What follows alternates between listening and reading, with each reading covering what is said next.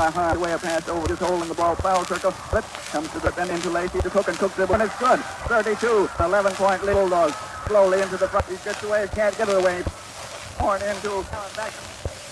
2 to 20 minutes and 30 seconds gone. Fourth quarter. Free throw. It's good. Make 2 to 22 on the offense now. That's O'Toole. Brink court. Across the mid-stripe. Then the passes over to Lacey on the side. Lacey into Cook. Cook playing a great deal back to wide. Over driving in. That's another one go. And that one's good. 4 to 22. In the final Horn. Horn passes into Cross on the offense and across the front court. Over to Orms to Lacey on the far side. Lacey has the ball trying to get away a pass. And he does get it away to Cook. And Cook is being tied up very nicely in there by Horn. And they'll jump it there at the foul circle. And here comes Arnold Harmon back into the game. And also Little Williamson. And Hayes Harmon is going out. And Allen is going out. And here's another new fella. Let me see what that fella's name is. That must be one of the Hinkles, if I recall correctly. Yes, one of the Hinkles. There are 2 Hinkles on this team. And number 12, who is Johnny Williams, is going out. They're jumping now at that foul circle. The ball's in the air. It goes over to Hinkle. Hinkle crosses into the midcourt. A pass over to Williamson. Williamson sets and shoots, and it's good. And the score is 34 to 26. Toll in the back court now for Maysville. Pass over to Orms. Orms back to Toll across in the front court now. They're on the offense. Over here to Orms. Orms has it, passes to Ritchie now. Ritchie dribbling at the back of the front court. Pass to Lacey. Lacey has it over into Cook in the pivot. Back to Lacey, and Lacey drives in for a trip. And it's no good. The ball comes down and it's being rebounded by Cook, but he loses. The ball goes over finally to Toll. And let's see, there's a foul on there by Williamson. And Toll will draw 1 free throw as a result of Little Williamson using his hip as a body block on Fatso Toll. The score is 34 to 24 with exactly 3 minutes gone of the fourth quarter. Toll steps up there, handed the ball by Edgar McNabb. He looks at the bucket, and he lets it fly. And it's good. And the score is 35 to 24 with 5 minutes left in this fourth quarter. Williamson brings it into the front court for Inez. A pass over here to Hinkle. Over to Horn. Horn lets one go with a one-hand tap. It's no good. And the ball goes out of bounds and will go over to Maysville. Toll tosses it into Lacey. He's in the front court. Passes over to Orms. Orms dribbling into that far corner. Then passes back here to Lacey. The ball goes out of bounds as Arnold Harmon knocks it out on the pass. And Orms will put it into play. Orms passes way to the other side of the court. To it, countered by the light, which then, as it went into Harmon's play.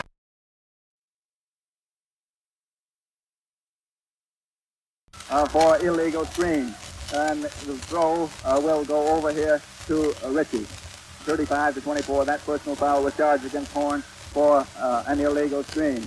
So Ritchie draws 1 free throw. He sets at the free throw line, lets it fly, and it's good. And the score 36 to 24 with 4 minutes and 15 seconds left in this fourth quarter. Now, Horn comes into the front court, lets one fly at the bucket. It's no good. The rebound's taken by Little Williamson. He passes over to Arnold Harmon. Harmon shoots a long, long one. It's no good. The rebound taken by Fairchild. And that one's good as he puts the rebound in, and I believe he was fouled by Cook. Yes, he was fouled by Cook on that shot. With a score 36 to 26, he'll only draw 1 free throw because the bucket was good. Now, he steps up to the free throw line to be handed the ball by Robertson. He says, "Are you ready, boys?" down the free throw line, then hands it over to the boy. He looks at the bucket and lets it fly, and it's good. And the score is now 36 to 27 with exactly 4 minutes left to play. And there's a charging foul by Orms as he came into the front court on a pass. He couldn't stop himself and charged right into Williamson. And as a result, Williamson will come down to this end of the floor and draw 1 free throw. Orms was looking back to his man to get the pass, and he got it very nicely and leaped into the air as he did so. And in order to catch the ball, he had to be looking away, and then he came down and just ran into the boy. Couldn't help it at all, but he will be charged with a free throw, with a personal foul. And there comes Williamson up here now to draw his free throw, and there's going to be a substitution. I think Williams is going to come in place of Williamson. That's Williams is the boy who is going to come in after Williamson has shot this free throw. If the ball goes through, it'll be dead. It doesn't go through, but there's a tip in by Horn, and that makes the score now 36 to 29, I believe, 36 to 27. And Williams comes into the game now, and Maysville takes the ball out of bounds. It's right underneath our bucket here. Orms on over to Toll, back to Orms. Orms dribbles into the front court, a backhand pass over to Toll, over to Orms now on the far side. The score, yes, 36 to 29 is the score. Back over to Orms in the foul circle, back out to Toll, almost intercepted by Harmon. Harmon back to Orms, over to Toll. Toll passes to Lacey now. Lacey dribbling at the back of the court, shoots it in there to Cook. Cook to Ritchie underneath the bucket, and Ritchie drops it through for 2 points. And the score is 38 to 29 with 3 minutes and 20 seconds left in this fourth quarter. All right, the ball's in the front court for the Inez Indians, and there's the whistle on the play, and I didn't see what happened there, but it must have been a foul. I couldn't see exactly who it was, but at any rate, Fairchild is drawing one free throw, and I don't know on whom the foul was called underneath the bucket here. There's an iron bar halfway between my nose and my eyes, and I have to look over and under it at the same time as I suppose Tex told you. There's the shot by Fairchild, and it's good. And that makes the score now 38-30. Maysville on the offense now. Orms in the backcourt, crosses over into the front one. He has the ball still. Shoots it into Cook in the foul circle. Back to Orms. Orms dribbles in, then passes out to Lacey. Lacey has the ball. He passes. No, he doesn't. He holds on to the ball, but he travels, and he claims that he was being pushed by Harmon, and yes, they're going to give him a free throw allowance as Harmon bumps into him from the rear, and he...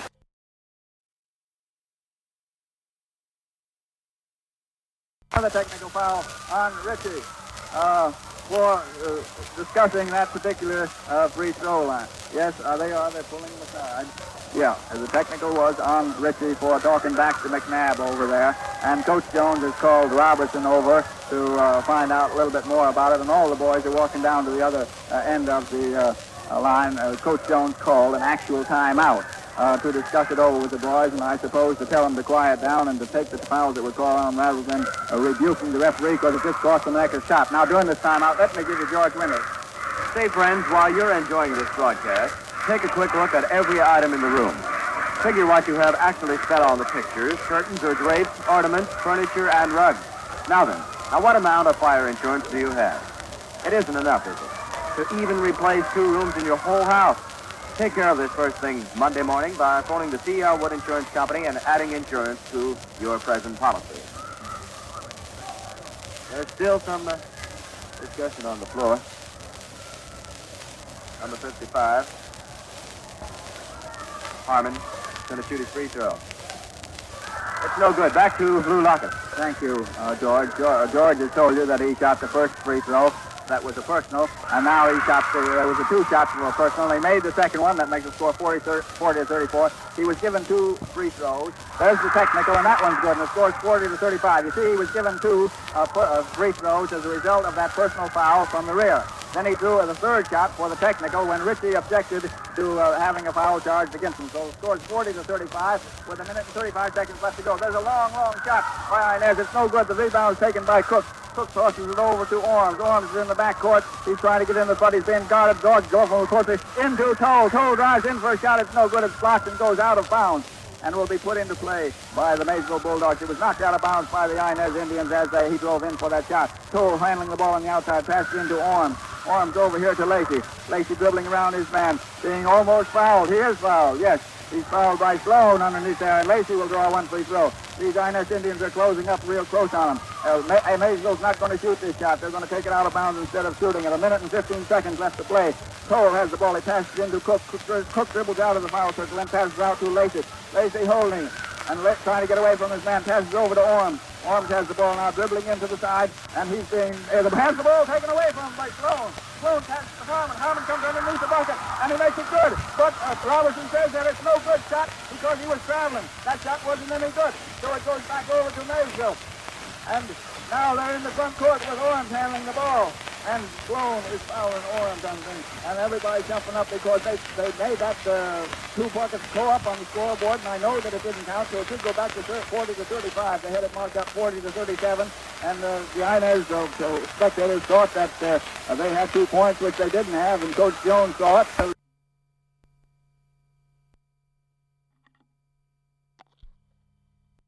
So there's the jump to Lacey. Front court with it back. He passes over. Cook to Toll underneath the bucket. Toll gets away a shot, and he's fouled in there by Little Williams, Johnny Williams. And Toll will probably draw 2 free throws and shoot the first one and take it out on the second one. There are 44 seconds left to go with the score 40-35. Toll gets set for his first free throw, and he lets it fly. It's no good. Yes, they're taking the second shot out rather than shoot it. Trying to freeze this ball and maintain the lead that they have. Toll will take it out of bounds at the side stripe. He passes into Orms.